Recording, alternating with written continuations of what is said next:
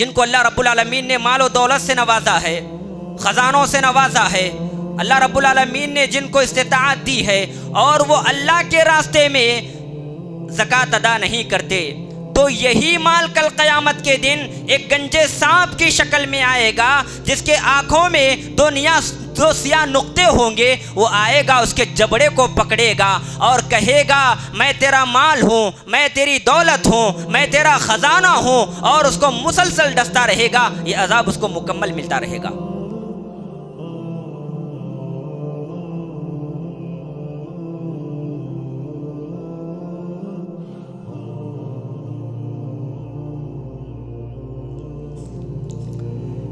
ان الحمد للہ نحمده ونستعینه ونستغفره ونعوذ باللہ من شرور انفسنا ومن سیئات اعمالنا من يهده الله فلا مضل له ومن يضلل فلا هادي له وأشهد أن لا إله إلا الله وحده لا شريك له وأشهد أن محمدا عبده ورسوله أما بعد فإن خير الحديث كتاب الله وخير الهدي هدي محمد صلى الله عليه وسلم وشر الأمور محدثاتها وكل محدثة بدعة وكل بدعة ضلالة وكل ضلالة في النار أعوذ بالله من الشيطان الرجيم بسم الله الرحمن الرحيم يا أيها الذين آمنوا اتقوا الله حق تقاته ولا تموتن إلا وأنتم مسلمون يا أيها الناس اتقوا ربكم الذي خلقكم من نفس واحدة وخلق منها زوجها وبث منهما رجالا كثيرا ونساء واتقوا الله الذي تساءلون به والأرحام إن الله كان عليكم رقيبا يا أيها الذين آمنوا اتقوا الله وقولوا قولا سديدا يصلح لكم أعمالكم ويغفر لكم ذنوبكم ومن يطع الله ورسوله فقد فاز فوزا عظيما قال الله تبارك وتعالى في القرآن المجيد إنما الصدقات للفقراء والمساكين والعاملين عليها والمؤلفة قلوبهم وفي الرقاب والغارمين وفي سبيل الله وابن السبيل فريضة من الله وقال النبي صلى الله عليه وسلم الإسلام أن تشهد أن لا إله إلا الله وأن محمد رسول الله وتقيم الصلاة وتؤتي الزكاة وتصوم رمضان وتحج البيت من استطاع إليه سبيلا۔ تمام قسم کی تعریفات وحدہ لا شریک خالق کائنات مالک ارض و سما کے لیے ہے۔ لاکھوں کروڑوں درود و سلام ہو اس ہستی اقدس و مقدس پر جن کا نام نامی اسم گرامی محمد الرسول اللہ صلی اللہ علیہ وسلم ہے۔ محترم حضرات، خطبہ جمعہ کی مناسبت سے جس عنوان کا مکلف بنایا گیا ہے وہ ہے زکوٰۃ کے فضائل اور مسائل۔ زکوٰۃ یہ اسلام کا ایک اہم رکن ہے۔ پیارے نبی محمد الرسول اللہ صلی اللہ علیہ وسلم نے فرمایا الاسلام ان تشہد ان لا الہ الا اللہ وان محمد رسول اللہ۔ اسلام یہ ہے کہ تم اس بات کی گواہی دو اللہ تعالیٰ کے سوا کوئی معبود برحق نہیں ہے اور محمد الرسول اللہ صلی اللہ علیہ وسلم اللہ کے رسول ہیں۔ وتقیم الصلاۃ، نماز قائم کرو، وتؤتی الزکاۃ، زکوٰۃ ادا کرو، وتصوم رمضان، رمضان کے روزے رکھو، اور اگر استطاعت ہو، طاقت ہو تو اللہ تعالیٰ کے گھر کا طواف کرو یعنی حج کرو۔ اس حدیث مبارکہ میں پیارے نبی محمد رسول اللہ صلی اللہ علیہ وسلم نے زکوٰۃ کو اسلام کا اہم رکن قرار دیا، اور یہ زکوٰۃ اسلام کا تیسرا اہم رکن ہے۔ نبی صلی اللہ علیہ وسلم کے بارے میں آتا ہے، آپ صلی اللہ علیہ وسلم حضرت معاذ بن جبل رضی اللہ تعالی عنہ کو ملک شام بھیجا تاکہ وہاں سے زکوٰۃ کو حاصل کریں۔ اللہ کے نبی صلی اللہ علیہ وسلم نے وصیت کرتے ہوئے کہا، یا معاذ انک تأتی قوما من اہل الکتاب، اے معاذ تم ایسے لوگوں کے پاس جا رہے ہو، تم ایسی قوم کے پاس جا رہے ہو جو اہل کتاب ہیں، یعنی اللہ رب العالمین نے ان اقوام پر کتابوں کو نازل فرمایا ہے۔ جب تم ایسی قوم میں جاؤ تو سب سے پہلے انہیں اللہ رب العالمین کی توحید کی طرف دعوت دو۔ اگر یہ قوم اہل کتاب توحید کو مان لیں، توحید کا اقرار کریں، تو تم پھر انہیں نمازوں کے بارے میں بتاؤ۔ اللہ تعالیٰ نے دن میں 5 اوقات کی نمازیں مسلمانوں پر فرض کر رکھی ہیں۔ جب یہ نمازوں کا بھی اقرار کریں، نمازوں پر بھی عمل کریں، تو تم انہیں بتانا اللہ رب العالمین نے سال میں 1 مرتبہ مالداروں پر زکوٰۃ کو فرض کیا ہے، اور یہ زکوٰۃ مالداروں سے حاصل کیا جاتا ہے اور غریبوں میں تقسیم کیا جاتا ہے۔ محترم حضرات، یہ زکوٰۃ غریبوں کا حق ہے، زکوٰۃ غریبوں کا حق ہے، مالداروں سے لیا جاتا ہے اور غریبوں میں تقسیم کیا جاتا ہے۔ لیکن ہمارے مسلمانوں کے سماج میں ایک بڑا المیہ یہ ہے، مسلمانوں کے پاس زکوٰۃ کے معاملے میں انتہائی افراط و تفریط پائی جاتی ہے۔ امت مسلمہ کا ایک ایسا طبقہ ہے جو زکوٰۃ ادا ہی نہیں کرتا صاحب نصاب و استطاعت ہونے کے باوجود، اللہ رب العالمین کی جانب سے مال عطا ہونے کے باوجود وہ اللہ کے راستے میں غریبوں کا حق نہیں نکالتا، زکوٰۃ ادا نہیں کرتا۔ اسی طرح امت مسلمہ کا ایک اور ایسا طبقہ ہے جو زکوٰۃ تو نکالتا ہے مگر آدھی ادھوری زکوٰۃ نکالتا ہے۔ اسی طرح ایک ایسا طبقہ ہے جو کچھ چاول وغیرہ نکال کر سمجھتا ہے کہ ہم نے زکوٰۃ اپنی جانب سے ادا کر دی ہے۔ ایک اور ایسا طبقہ ہے، اس طبقے کو معلوم ہی نہیں ہے زکوٰۃ کیا ہے، زکوٰۃ کے مصارف کیا ہیں، زکوٰۃ کا کیا حق ہے۔ ایسے افراد پائے جاتے ہیں۔ اسی طرح ایک اور ایسا طبقہ بھی پایا جاتا ہے جو زکوٰۃ بذات خود فرداً تنہا نکالتا ہے، ان کے پاس زکوٰۃ کا کوئی اجتماعی نظام قائم نہیں ہے۔ محترم حضرات، سب سے پہلے میں آپ کے سامنے اجتماعی نظام زکوٰۃ کے فوائد بیان کرنے کی کوشش کروں گا۔ اجتماعی نظام زکوٰۃ کیا ہے؟ اجتماعی نظام زکوٰۃ کا مطلب یہ ہے، سارے شہر، ہم جس شہر میں ہیں وہ شہر گلبرگہ ہے، یا پھر سارے ہندوستان کے مسلمانوں کی زکوٰۃ ایک جگہ جمع کی جائے، اور یہاں سے ہی غرباء، فقراء، یتیم، مسکینوں کے درمیان اس زکوٰۃ کو تقسیم کیا جائے۔ اگر معاشرے میں ناخواندگی پائی جاتی ہے تعلیمی اعتبار سے تو بچوں کو پڑھایا جائے، بچوں کی ڈاکٹرز کی ٹیم بنائی جائے، ججز کی ٹیم بنائی جائے، وکلاء کی ٹیم بنائی جائے، اور حفاظ قرآن کی ٹیم بنائی جائے، علماء کی ٹیم بنائی جائے۔ یہ اس وقت ممکن ہے جب ہمارے شہر میں اجتماعی نظام زکوٰۃ یعنی زکوٰۃ کا اجتماعی نظام قائم ہو۔ لیکن افسوس کا مقام ہے، آج ہمارے معاشرے میں اجتماعی نظام زکوٰۃ کا فقدان ہے۔ ہر کوئی اپنی اپنی جانب سے زکوٰۃ ادا کرتا ہے، کوئی فرداً عطا کرتا ہے، کوئی آدھی ادھوری زکوٰۃ نکالتا ہے۔ اجتماعی نظام زکوٰۃ نہ ہونے کی وجہ سے بہت سارے مسائل کا سامنا امت مسلمہ کو آج کے دور میں کرنا پڑ رہا ہے۔ غور کیجئے، ہندوستان میں ہماری آبادی، مردم شماری، سرکاری اعداد شمار کے مطابق مسلمانوں کی آبادی تقریباً 25 کروڑ ہے۔ اگر 15 کروڑ افراد بھی اپنی زکوٰۃ کو صحیح طور پر ادا کریں، قرآن کے اور حدیث کے اصول ضابطوں کے حساب سے جمع کر کے ایک جگہ جمع کریں، تو یہ زکوٰۃ چند ہی سالوں میں ہندوستان سے غربت کا خاتمہ کر دے گی۔ اور یہ بات میں نہیں، پیارے نبی محمد رسول اللہ صلی اللہ علیہ وسلم کی احادیث مبارکہ اور صحابہ کرام نے اس پر عمل کر کے ہمیں دکھلایا ہے۔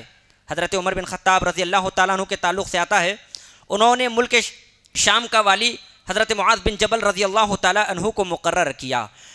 جب حضرت معاذ بن جبل رضی اللہ تعالیٰ عنہ ملک شام چلے گئے تو ایک سال آتے آتے معاذ بن جبل رضی اللہ تعالیٰ عنہ نے زکوٰۃ کا ایسا نظام قائم کیا، اجتماعی نظام زکوٰۃ کا، وہاں کے غریبوں میں، یتیموں میں، فقراء میں مال تقسیم کرنے کے بعد، زکوٰۃ تقسیم کرنے کے بعد زکوٰۃ کا 1/3 مال عمر بن خطاب رضی اللہ تعالیٰ عنہ کے پاس یعنی مدینہ منورہ روانہ فرمایا۔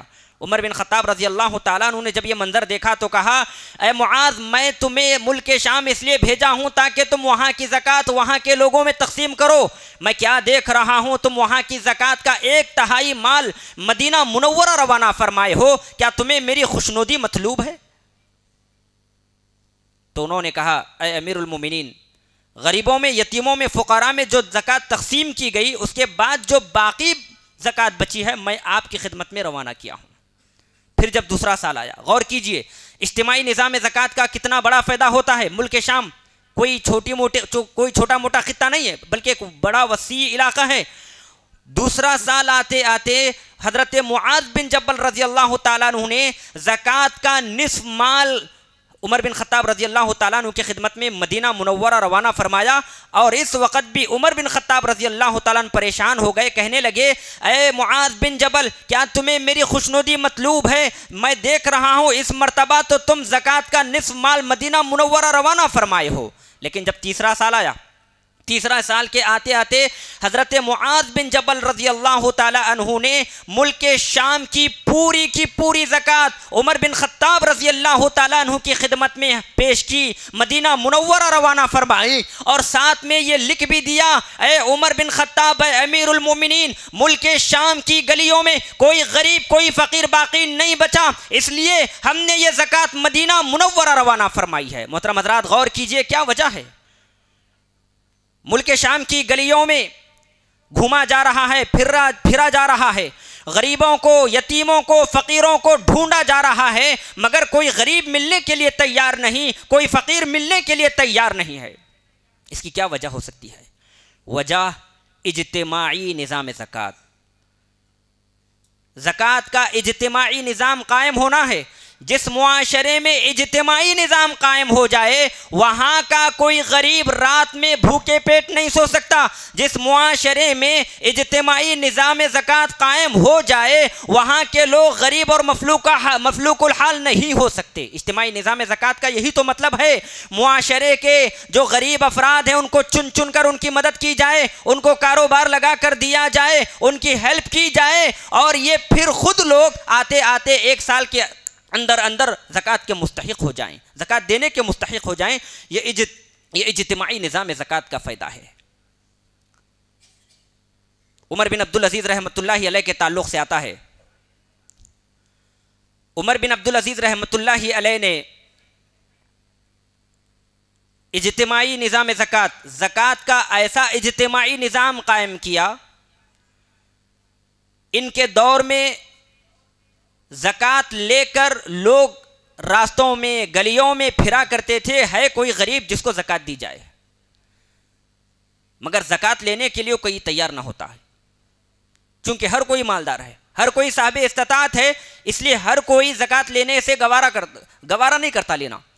تو یہ عمر بن عبدالعزیز رحمۃ اللہ علیہ کا دور ہے۔ عمر بن عبدالعزیز رحمۃ اللہ علیہ کے سامنے جب آتے لوگ کہتے کہ ہمارے گلیوں میں، راستوں میں کوئی غریب اور کوئی یتیم فقیر ہے ہی نہیں جس کو زکوٰۃ ادا کی جائے، تو عمر بن عبدالعزیز رحمۃ اللہ علیہ فرماتے، میں موجود ہوں، میرے دور میں چرند پرند بھی بھوکے نہیں رہ سکتے، غلہ ہے جو اناج ہے جاؤ ان کو پہاڑوں پر بکھیر دو تاکہ یہ اناج چرند پرند کھائیں۔ یہ اجتماعی نظام زکوٰۃ کا فائدہ ہے میرے محترم بھائیوں۔ اجتماعی نظام زکوٰۃ ہمارے معاشرے میں قائم ہونا انتہائی ضروری ہے۔ اگر شہر ہے تو ہمارے شہر کے اعتبار سے ہی ایک جگہ ہماری زکوٰۃ جمع کی جائے اور اس زکوٰۃ کے ذریعے ان گنت بے شمار فوائد آپ کو نظر آئیں گے۔ نبی صلی اللہ علیہ وسلم کے بارے میں آتا ہے، آج بہت سارے افراد ایسے ہیں جن کو اللہ تعالیٰ نے مال سے نوازا ہے، دولت دی ہے، یہ اللہ رب العالمین کا ان پر خاص بڑا فضل ہے۔ اس کا مطلب یہ نہیں کہ یہ صرف ان کا مال ہے، ان کو مال ملا ہے تو اللہ کی جانب سے ملا ہے، کیونکہ اللہ تعالیٰ نے ہی ان کو وہ مال دیا ہے۔ اب ان کی کیا ذمہ داری ہے؟ یہ اپنے مال میں سے جب نصاب کو پہنچ جائیں اللہ کے راستے میں غریبوں کا حق ادا کریں۔ کتنے ایسے افراد ہیں معاشرے میں، بڑے عمراء ہیں، جب زکوٰۃ نکالنے کی باری آتی ہے تو ان کے منہ ٹیڑھے ہو جاتے ہیں، ان کے تیوریاں چڑھ جاتی ہیں۔ وہ سمجھتے ہیں پیسہ ہمارا ہے، ہم اللہ کے راستے میں کیوں خرچ کریں؟ پیسہ تمہارا نہیں ہے، اللہ رب العالمین نے سال کے ہوتے ہوئے نصاب پہ پہنچنے کے بعد تم پر اس مال کو فرض کیا ہے، اس زکوٰۃ کو فرض کیا ہے۔ اگر تم زکوٰۃ نہیں نکالو گے، ہو سکتا ہے اللہ تعالیٰ تمہارے سمیت تمہارے مال کو بھی تباہ و برباد کیوں نہ کر ڈالے۔ کیونکہ ہمارے معاشرے میں بہت ساری ایسے واقعات ہیں جنہوں نے اللہ کے راستے میں زکوٰۃ نہیں نکالی، اللہ رب العالمین نے ان کے مال کو تباہ و برباد کر دیا، دیکھتے دیکھتے وہ راستوں پر آ گئے۔ اللہ کے نبی صلی اللہ علیہ وسلم کے بارے میں آتا ہے، جب نبی صلی اللہ علیہ وسلم کی وفات ہو گئی تو مدینہ منورہ میں 3 فتنے پیدا ہو گئے۔ نبی صلی اللہ علیہ وسلم کی وفات کے بعد امت مسلمہ میں 3 فتنے پیدا ہو گئے۔ ایک فتنہ روس کا فتنہ، روم کا فتنہ، دوسرا فتنہ ارتداد کا فتنہ، یعنی لوگ اسلام کو چھوڑ کر بددین ہو رہے تھے، تیسرا فتنہ مانعین زکوٰۃ کا فتنہ، ایسا فتنہ جو انکار کر رہا تھا زکوٰۃ دینے سے، اور ان کی دلیل، ان کا استدلال قرآن مجید کی آیت تھی۔ وہ کہہ رہے تھے، اللہ تعالیٰ نے قرآن مجید میں فرمایا خذ من اموالہم صدقۃ تطہرہم وتزکیہم بہا وصلی علیہم، اے محمد صلی اللہ علیہ وسلم آپ مالداروں سے زکوٰۃ لو اور اس زکوٰۃ کو غرباء میں تقسیم کرو، اس زکوٰۃ کے ذریعے سے لوگوں کی تطہیر کرو، تزکیہ کرو۔ مانعین زکوٰۃ کا یہ دلیل استدلال، وہ کہہ رہے تھے اللہ تعالیٰ نے اس آیت کریمہ میں محمد الرسول اللہ صلی اللہ علیہ وسلم کو ارشاد فرمایا ہے، اے محمد الرسول اللہ تم امراء سے زکوٰۃ لو، لہذا نبی صلی اللہ علیہ وسلم کی وفات ہو چکی ہے، اب زکوٰۃ کی کوئی حیثیت اور کوئی شکل باقی نہیں رہی۔ محمد الرسول اللہ صلی اللہ علیہ وسلم لینے والے زکوٰۃ ہی نہیں رہے، دنیا سے چلے گئے ہیں، رخصت ہو گئے ہیں، تو اب ہم زکوٰۃ کیوں دیں گے؟ وہ زکوٰۃ دینے سے انکار کرنے لگے۔ تو ابو بکر صدیق رضی اللہ تعالیٰ موقع کی نزاکت کو انہوں نے بھانپ لیا۔ ابو بکر رضی اللہ تعالیٰ سمجھ گئے حقیقت میں یہ لوگ اسلام کے ایک اہم رکن کو منہدم کرنے کی، ڈھانے کی کوشش کر رہے ہیں، اور ایسے رکن کو منہدم کرنے کی کوشش کر رہے ہیں جس کے ذریعے سے غریبوں کی، یتیموں کی، فقیروں کی امداد ہوتی ہے۔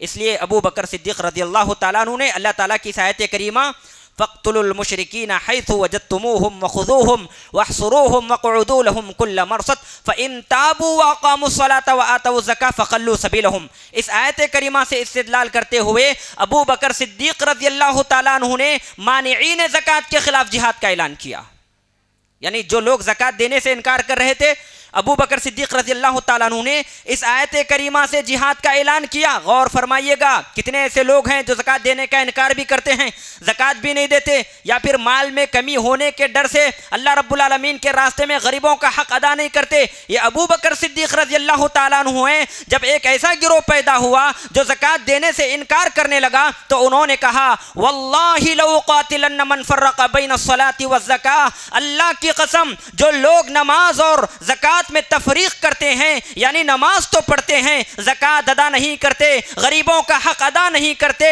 یتیموں کا حق ادا نہیں کرتے، نصاب کو پہنچنے کے بعد زکوٰۃ ادا نہیں کرتے، اللہ کی قسم میں ایسے لوگوں سے جہاد کروں گا، لڑوں گا، قتال کروں گا۔ ایک اور روایت میں ہے، حضرت ابو بکر صدیق رضی اللہ تعالیٰ عنہ نے کہا جو مسلمان محمد الرسول اللہ صلی اللہ علیہ وسلم کی زندگی میں اونٹ کی رسی بھی بطور زکوٰۃ دیا کرتا تھا، اور آج اگر وہ اس اونٹ کی رسی دینے سے بطور زکوٰۃ انکار کر رہا ہے، میں اس سے بھی جہاد کروں گا، اس سے بھی لڑوں گا۔ زکوٰۃ کا معاملہ انتہائی اہم ہے۔ ایک انسان جب نصاب کو پہنچتا ہے، صاحب استطاعت ہے، تو زکوٰۃ کا نکالنا اس پر فرض ہے۔ بہت سارے افراد ایسے ہیں کہتے ہیں نہیں میں پچھلے سال زکوٰۃ نکالا، اب نکالنے کی ضرورت نہیں، نادانی ہے، یہ جہالت ہے۔ زکوٰۃ اللہ رب العالمین نے سال میں ایک مرتبہ مالداروں پر، صاحب استطاعت پر فرض کی ہے، اس کو نکالنا ضروری ہے۔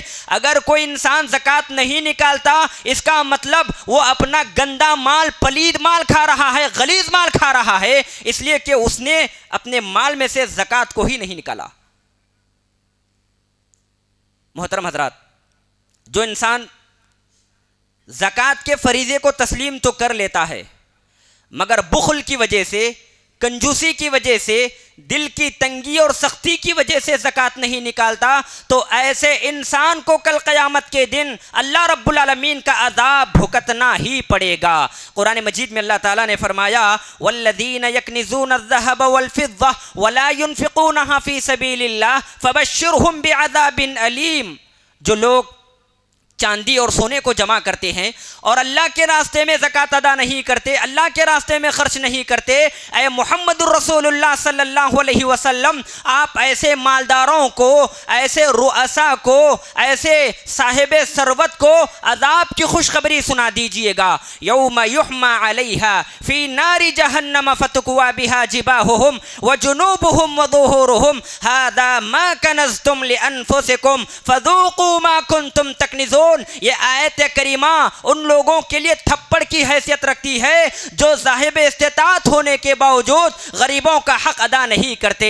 اللہ تعالیٰ نے فرمایا کل قیامت کے دن ان کے خزانوں کو جہنم میں تپایا جائے گا، جہنم میں گرم کیا جائے گا، اور اس خزانوں کے ذریعے سے ان کے پیشانی کو، ان کے پیٹوں کو داغا جائے گا اور کہا جائے گا ھذا ما کنزتم، یہ وہ مال ہے، یہ وہ خزانہ ہے، یہ وہ دولت ہے جس کو تو جمع کرتا تھا مگر اللہ کے راستے میں خرچ نہیں کیا کرتا تھا، غریبوں کا حق ادا نہیں کیا کرتا تھا، زکوٰۃ ادا نہیں کیا کرتا تھا، اور اس کو داغا جاتا رہے گا اور کہا جاتا رہے گا فذوقوا ما کنتم تکنزون، خزانوں کو جمع کرنے کا مزہ چکھتے رہو، اور یہ عذاب اس کو مسلسل دیا جاتا رہے گا۔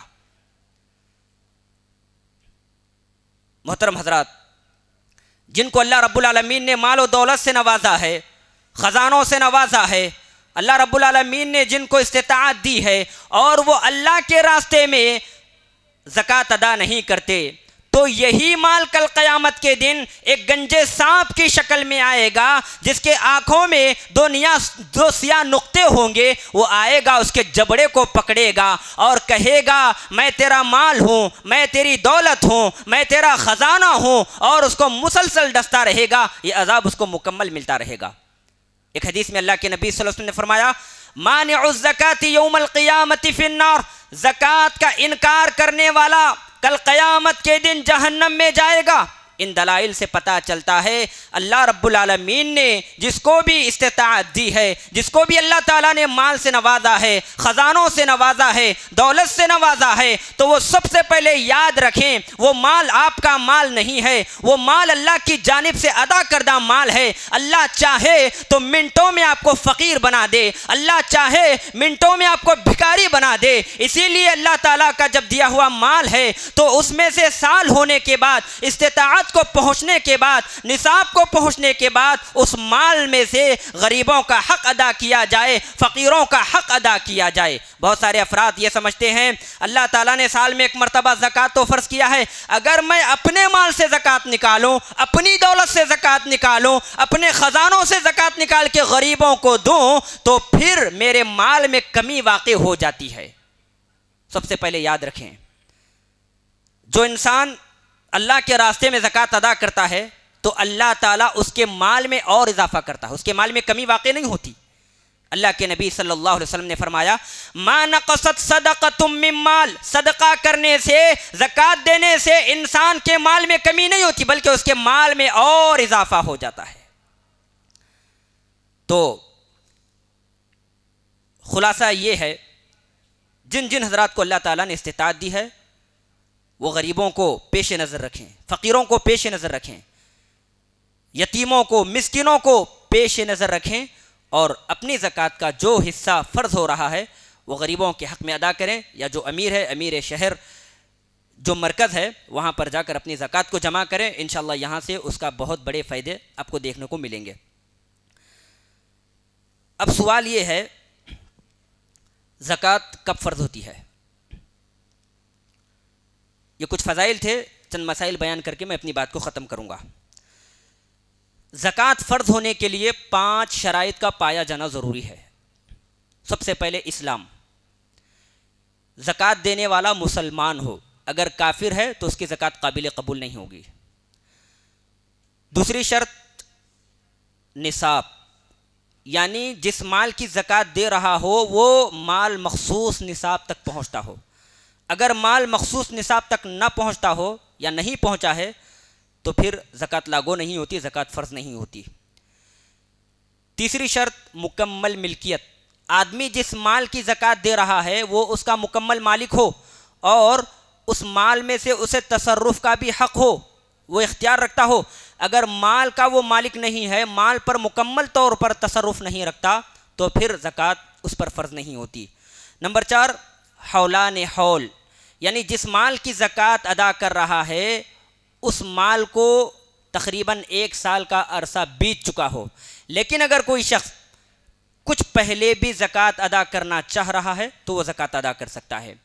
5ویں شرط حریت، یعنی جو مسلمان اللہ کے راستے میں زکوٰۃ ادا کر رہا ہے وہ آزاد ہو، غلام نہ ہو. غلام اور لونڈی ان کے پاس چاہے جتنی ہی ملکیت مال و دولت کیوں نہ ہو ان پر زکوٰۃ فرض نہیں ہوتی. اب سوال ہے کن کن چیزوں میں زکوٰۃ لاگو ہوتی ہے؟ بنیادی طور پر 5 چیزوں میں زکوٰۃ فرض ہوتی ہے. نمبر 1 سونا، نمبر 2 چاندی، نمبر 3 کرنسی، نمبر 4 مویشی، نمبر 5 زرعی پیداوار. اور 5 چیزوں کے نصاب بھی مختلف ہیں، الگ الگ ہیں. سونے کا نصاب الگ، چاندی کا نصاب الگ، کرنسی کا نصاب الگ، مویشی کا نصاب الگ، زرعی پیداوار کا نصاب الگ ہے. سونا، سب سے پہلے یہ بات یاد رکھیں نبی صلی اللہ علیہ وسلم کے زمانے کے تولے میں اور ہمارے تولے میں فرق ہے. ہمارا ہندوستانی جو تولا ہوتا ہے ایک تولا تقریباً 10 گرام پر مشتمل ہوتا ہے. نبی صلی اللہ علیہ وسلم کے زمانے میں جو تولا ہوا کرتا تھا وہ تقریباً 11.5 گرام ہوا کرتا تھا. تو انسان کے پاس، کسی مسلمان کے پاس اگر 7.5 تولے سونا یعنی 85 گرام خالص 24 کیرٹ کا سونا ہو تو اس پر زکوٰۃ لاگو ہوتی ہے، زکوٰۃ فرض ہوتی ہے. اس کی مقدار ہے 2 گرام 125، اس پر زکوٰۃ لاگو ہو جاتی ہے. چاہے وہ سونا زیورات کی شکل میں ہو یا ڈھیلوں کی شکل میں ہو. اگر 7.5 تولے سونا ہو یعنی 85 گرام اس کے پاس خالص 24 کیرٹ کا سونا موجود ہو تو ایسے انسان پر، ایسے مسلمان پر زکوٰۃ لاگو ہو جاتی ہے، زکوٰۃ فرض ہوتی ہے. نمبر 2 چاندی. اگر کسی کے پاس 52.5 تولے چاندی موجود ہو، 52.5 تولے چاندی موجود ہو تو ایسے مسلمان پر زکوٰۃ لاگو ہو جاتی ہے، تقریباً 8 گرام 75 پوائنٹ. اسی طرح کرنسی، اگر کسی کے پاس کرنسی موجود ہے، بعض علماء نے کہا اعتبار بطور احتیاط سونے کا کیا جائے گا، یعنی اگر کسی کے پاس 7.5 تولے سونا اتنا اگر کسی کے پاس کرنسی ہے تو اس کرنسی میں زکوٰۃ فرض ہو جاتی ہے. بعض علماء نے کہا بطور احتیاط اعتبار چاندی کا کیا جائے گا، یعنی کسی کے پاس اگر 52.5 تولے چاندی کے مقدار کرنسی موجود ہے تو اس پر زکوٰۃ لاگو ہو جاتی ہے. لیکن احوط یہی ہے بطور احتیاط اعتبار چاندی کا کیا جائے تاکہ غریبوں کو ان کا حق بہت جلد ادا ہو جاتا ہے. یعنی اگر کسی کے پاس 52.5 تولے چاندی کے مقدار کے برابر کرنسی ہو، پیسے ہوں تو ایسے انسان پر زکوٰۃ لازم ہو جاتی ہے، زکوٰۃ فرض ہو جاتی ہے. نمبر 4 مویشی، یعنی اونٹ، گائے، بکرا، بکری، مینڈا، مینڈی، اونٹ، اونٹنی، ان چیزوں پر بھی زکوٰۃ واجب ہو جاتی ہے، لاگو ہو جاتی ہے. اس کا جو نصاب ہے وہ طویل ہے، جس کو مفصل مطلوب ہے، تفصیل مطلوب ہے، وہ بعد نماز جمعہ مجھ سے ملاقات کر سکتا ہے. اسی طرح زرعی پیداوار، زرعی پیداوار میں بھی اللہ رب العالمین نے زکوٰۃ کو فرض کیا ہے، مگر زرعی پیداوار میں عشر اور نصف عشر کا اعتبار کیا جائے گا. شریعت کی اصطلاح ہمیں یہ بتاتی ہے، یعنی اگر انسان اپنے محنت سے کھیت کو جوتا ہے، کھیت میں کام کیا ہے، پانی خود ڈالا ہے، خود زمین کی کٹائی وغیرہ کیا ہے، تو ایسا انسان اگر اس کھیت میں 1000 کلو اناج پیدا ہو تو ایسا انسان 50 کلو اللہ کے راستے میں زکوٰۃ نکالے گا. لیکن کھیت بذات خود بارش کے پانی سے یا کنووں اور نالوں کے پانی سے خود بخود سیراب ہوا ہو، تو ایسے کھیت میں اگر 1000 کلو اناج پیدا ہو جائے تو انسان کو چاہیے، مسلمان کو چاہیے، وہ اس کھیت کے 1000 کلو اناج میں سے 100 کلو بطور زکوٰۃ غریبوں کا حق ادا کرے۔ اسی طرح کن کن چیزوں میں زکوٰۃ نہیں ہے؟ رہائشی مکان، یعنی وہ رہائشی مکان جس مکان میں انسان اپنے بیوی بچے سمیت موجود ہو، اگر ایسا رہائشی گھر ہے تو اس پر زکوٰۃ لاگو نہیں ہوتی۔ اسی طرح کرائے کے گھر، وہ کرائے کے گھر جس کو انسان کرایہ چڑھانے کے لیے تعمیر کیا ہو تو ایسے گھروں پر بھی زکوٰۃ لاگو نہیں ہوتی، البتہ حاصل ہونے والا کرایہ اخراجات کے بعد سال بھر کے بعد اگر نصاب کو پہنچتا ہے تو ایسے کرایوں پر ہونے والی آمدنی پر زکوٰۃ واجب ہو جاتی ہے، ضروری ہو جاتی ہے۔ اسی طرح وہ پلاٹ یا وہ زمین جس کو انسان مستقبل میں گھر کی عمارت کی پلاننگ کے لیے خریدا ہو تو ایسے پلاٹ، ایسے زمین پر بھی زکوٰۃ لاگو نہیں ہوتی۔ اسی طرح مشنریاں، وہ مشنریاں جن کے ذریعے سے انسان روزگار حاصل کرتا ہو تو ایسے چیزوں پر بھی زکوٰۃ لازم نہیں ہوتی۔ اسی طرح ذاتی چیزیں جیسے موٹر گاڑی اور اسی طرح جو بھی چیزیں ہیں ذاتی چیزوں کو استعمال کرنے کی چیزیں، ان چیزوں پر بھی زکوٰۃ لاگو نہیں ہوتی۔ اسی طرح قیمتی پتھر جیسے ہیرے، جواہرات، پتل، تانبا، المونیم وغیرہ وغیرہ، بذات خود ان چیزوں میں زکوٰۃ لاگو نہیں ہوتی، البتہ ان سے اگر تجارت کی جائے اور تجارت کرنے کے بعد آمدنی جو حاصل ہونے والی آمدنی ہے وہ نصاب کو پہنچ جائے تو ان چیزوں پر بھی زکوٰۃ واجب ہو جاتی ہے۔ اب ایک سوال ہے، زکوٰۃ کے مصارف کیا ہیں؟ یعنی زکوٰۃ کن کن چیزوں، زکوٰۃ کہاں کہاں پر خرچ کیا جائے گا؟ قرآن مجید میں اللہ رب العالمین نے زکوٰۃ کے کل 8 مصارف بیان فرمائے ہیں۔ اللہ تعالیٰ نے فرمایا انما الصدقات للفقراء والمساکین والعاملین علیہا والمؤلفۃ قلوبہم وفی الرقاب والغارمین وفی سبیل اللہ وابن السبیل۔ اس آیت کریمہ میں اللہ رب العالمین نے تقریباً 8 مصارف بیان کیے ہیں۔ صدقہ کس کے لیے ہے؟ زکوٰۃ فقراء کے لیے، مسکینوں کے لیے، عاملین کے لیے، یعنی وہ لوگ جو زکوٰۃ کو وصول کرتے ہیں ان کی اجرت زکوٰۃ کے پیسوں میں دی جائے گی۔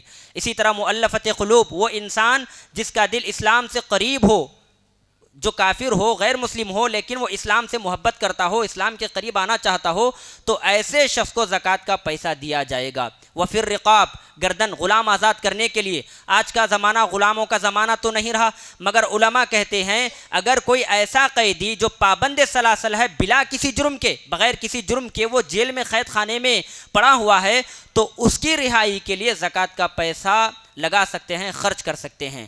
والغارمین، مقروض، قرضدار کے قرض کو ختم کرنے کے لیے زکوٰۃ کا پیسہ خرچ کر سکتے ہیں۔ اسی طرح وفی سبیل اللہ، اللہ کے راستے میں، اللہ کے راستے میں سبیل اللہ سے مراد جہاد اکبر ہے، یعنی زکوٰۃ کا پیسہ جہاد اکبر میں خرچ کیا جائے گا۔ اسی طرح علماء نے فی سبیل اللہ سے مراد ہر کار خیر کو لیا ہے، لہذا ہر کار خیر میں سوائے مسجد کی عمارت کے لیے زکوٰۃ کا پیسہ استعمال نہیں کیا جائے گا۔ اس کے علاوہ جو بھی ہر کار خیر ہے اس میں زکوٰۃ کا پیسہ استعمال کیا جا سکتا ہے، خرچ کیا جا سکتا ہے۔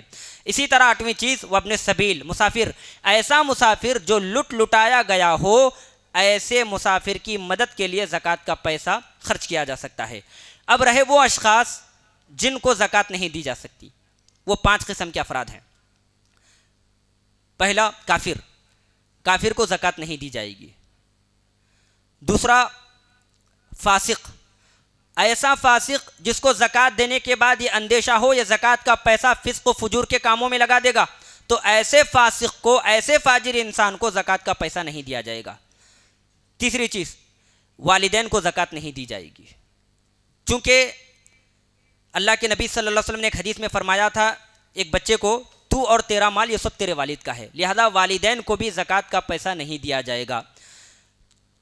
چوتھی چیز، زکوٰۃ کا پیسہ بیوی بچوں کو بھی نہیں دیا جائے گا، البتہ بیوی اگر مالدار ہے تو وہ اپنے زکوٰۃ کا پیسہ اپنے شوہر کو دے سکتی ہے، جیسا کہ حضرت زینب ثقفیہ رضی اللہ تعالیٰ عنہا نے نبی صلی اللہ علیہ وسلم سے مسئلہ دریافت کر کے اپنی زکوٰۃ کا پیسہ اپنے شوہر کو عطا کیا تھا، ادا کر دیا تھا۔